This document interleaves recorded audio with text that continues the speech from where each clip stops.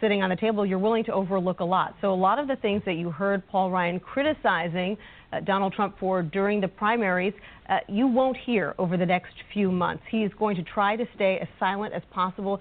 He needs Donald Trump, and Donald Trump needs him. First thing right out of the gate, repealing Obamacare. Republicans will try to do that in the first few weeks of the new Congress.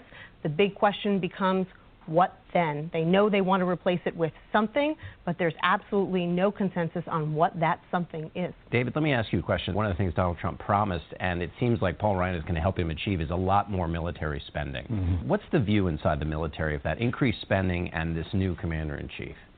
Well, of course, he first has to get out from under sequestration, which I assume the Republicans will do for him. Those budget caps that limit the amount of spending on military. And once you get out from under that, they also want to increase the size of the military. If Donald Trump serves only one term, I'm not sure there'll be enough time for the military to get significantly larger in that period of time, because it's not just a matter of bringing in more recruits. It's what kind of recruits. They don't need more riflemen. They need more cyber warfare experts and things like that. Jan, let me ask you I want to ask you about Donald Trump's pick for the Supreme Court, but first I want to ask you about just what does the court have coming up in this next year? Are there big cases? I mean, the justices clearly decided to kind of not take the year off, but certainly kind of avoid any major controversial cases. So this is a term that does not have the blockbuster cases that we've seen in years past, whether Obamacare, same-sex marriage, affirmative action. This is going to be a term that is focused across the street on the U.S. Senate and the confirmation of the next justice to replace conservative icon Justice Scalia. And so what do you expect from that fight? Well, Trump released a list before the election of potential nominees that he would consider, and my sources say he is sticking to that list. They have narrowed it down to just a handful of highly qualified, very respected appellate court judges. I mean, these are conservative legal rock stars. I mean, this is not going to be a battle over qualifications. This will be a battle over ideology. Any top names to play this ridiculous game, but I'll start it anyway. No, because this is ongoing right now. This is something, to Major's point, they are going to move quickly on this. They're narrowing their focus on a handful, like I said, of appellate court judges. Bill Pryor from the Atlanta-based Federal Appeals Court, Thomas Hardiman, a judge on the Philadelphia-based Appeals Court, Steve Colleton from out in Iowa on the U.S. Court of Appeals of the 8th Circuit, Judge Diane Sykes on the 7th Circuit, and Joan Larson on the Michigan Supreme Court. But again, all highly qualified. You can't argue with their credentials. Jeff, let me ask you about the FBI director. He had a pretty tough end of 2016. He certainly did. What's the state of things inside the FBI, and what about the director himself? Well, I think there's a lot of concern about what happens next. From what I'm hearing from sources and people who know James Comey, there has been no contact yet with President-elect Trump, and so a lot of people are trying to see, where will this go? Will he stay on, or will he resign? Because, as you know, he is a lightning rod in Washington, D.C. right now. I think he has critics on both sides of the aisle. He may see that as a good place to be because he sees himself as above politics as the FBI director. But he's facing a lot of criticism, and not only from people on Capitol Hill, but also former agents who questioned some of his tactics over the last 6 months. So he is really, and the FBI for that matter, is facing uncertain times right now. And here's something very unusual. A lot of Democrats blame Jim Comey for Hillary Clinton's loss, but a lot of Democrats don't want him to leave either because they don't want to give Donald Trump license to be involved in choosing a new FBI director. It's a matter of the devil you know. Margaret, let me ask you about President Obama, who you were covering at the end of his administration. We haven't had a situation since Woodrow Wilson lived in Washington, D.C. as a president who comes out of office, lives in Washington. What do you expect? Well, you won't have that dramatic exit in Marine One when you just have to drive over to Calorama on January 20th. But take an Uber. Practically. So you're seeing the White House, the president has said, I want to sort of coach in some ways the president-elect through this transition. Very sort of gently saying, look, he is an amateur, but saying, I'm going to help him try to navigate this major bureaucracy that is the federal government. The Twitter account of the White House is now in federal records for all time. And that Twitter account will become Donald Trump's on January 20th. that weight of those words is going to not only be amplified around the world, but sealed in our history. So how he starts to communicate once he takes that office is going to have profound effects. And I think that's something that certainly President Obama has tried to quietly suggest to him. Let me ask you about the world that Donald Trump inherits, either through Donald Trump or through his Secretary of State. What do you think the first things are that they have to do, or they should do, given the way the world is looking at the incoming Trump presidency? Well, the diplomats I talk to would tell you, there are two things people hate when it's financial markets or it's foreign policy, and that's unpredictability. And right now, what Donald Trump is suggesting is that the U.S. will be a source of insecurity, perhaps some uncertainty when it comes to decision making, that he's not going to lean on the coalitions, the NATOs, the UNs of the world, like President Obama has tried to emphasize, that he's going to have more of a transactional relationship with global leaders. The test of that is now you're going to have Rex Tillerson, a Secretary of State who understands full well the weight of words because he moves global markets with them as the chief executive of ExxonMobil. Can he play cleanup and really sort of work out some of those rough edges on the foreign policy front for Donald Trump? He ran as an unpredictable. That was his selling point. One of them. And it's important what Margaret brings up, because if you want to understand Trump, I really recommend, and this is not to sell his book, but if you read Art of the Deal, you get a sense of who he is and what he became on the campaign trail. And one of the things he says very early on in that book is, I like to work the phones. I make 100 calls a day. I like to crack open conversations and see where they go. The China-Taiwan thing is a classic example of that. He wants to crack open that conversation, see where it goes, see what happens. Unsettle things, get on the phone, and then see what happens and see where it leads.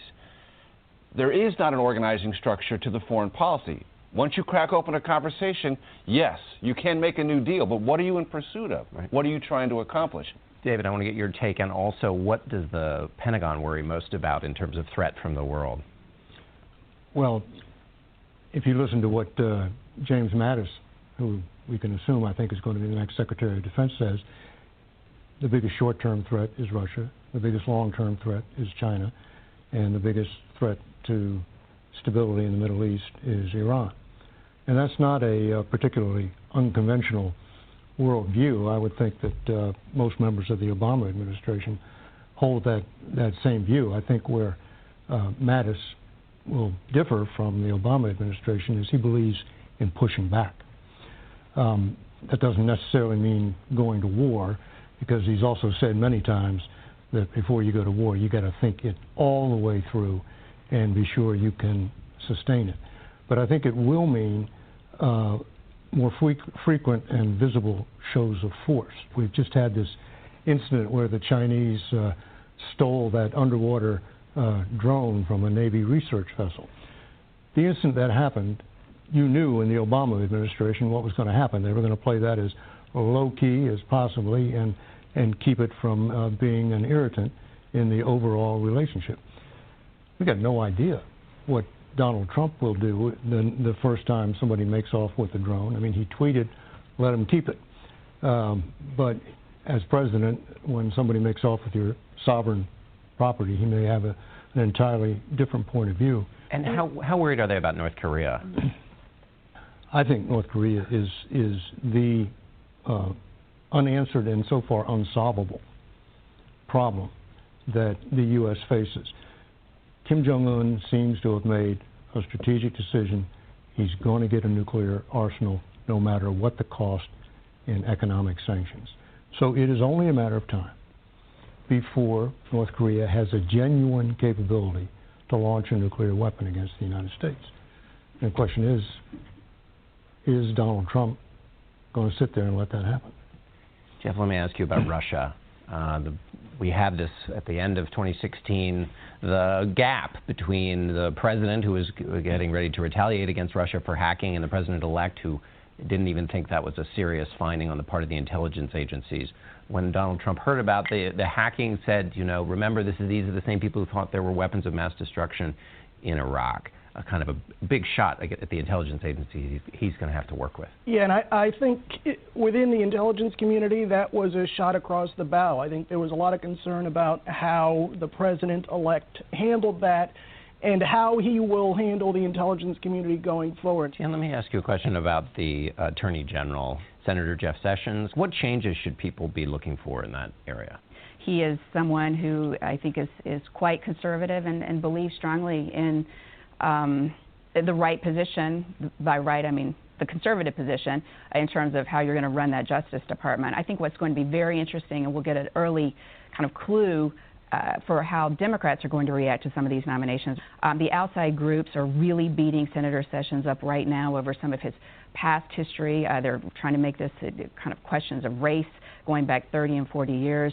The Democrats on the committee are going to try to focus on, to your point, how he will run that department, what it will mean for voting rights and immigration. Will he implement some of these hardline policies that's been suggested on the campaign trail? So that actually could have an impact on the Justice Department, unlike the Supreme Court, which when you talk about change and Trump, President-elect Trump coming in here and kind of upending Washington and turning the tables upside down, he will not change the Supreme Court. Even if he nominates one of the nominees that we've been talking about, conservative, strong conservatives, that nominee will be replacing a conservative icon, Justice Scalia. It will not change the balance of the Supreme Court, the direction of the Supreme Court at all. I want to talk to you about that in a second, and we'll get, and Nancy, your thoughts about how the Democrats are going to respond to all of this in a second. But let's take a break, and we'll do that, and we'll be back in a moment. And we're back with more from our CBS Correspondent Roundtable. Nancy, I want to start with you, picking up on the point that Jan was making about what Democrats are going to do to resist Mr. Trump's picks. What's your sense of how they're going to do it? Resist everything? Pick your shots? Is there one marquee battle to watch?